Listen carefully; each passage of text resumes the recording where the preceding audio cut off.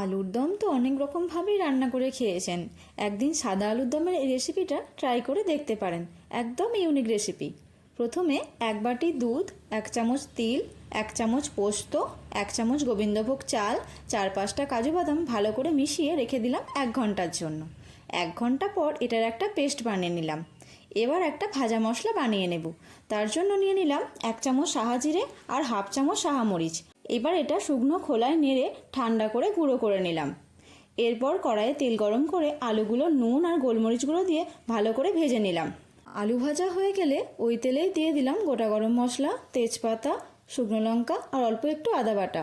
এবার মশলাটা একটু ভাজা ভাজা করে নিয়ে দিয়ে দিলাম বানিয়ে রাখা পেস্ট।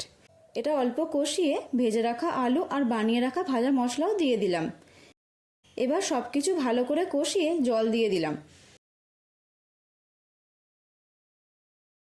তারপর দিয়ে দিলাম পরিমাণ মতো নুন, চিনি আর চেরা কাঁচা লঙ্কা।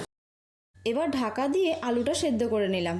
আলু সেদ্ধ হয়ে গেলে গরম মশলা গুঁড়ো আর কসুরি মেথি ছড়িয়ে আরও 2 থেকে 3 মিনিট মতো ফুটিয়ে পরিবেশন করলাম নিরামিষ সাদা আলুর দম।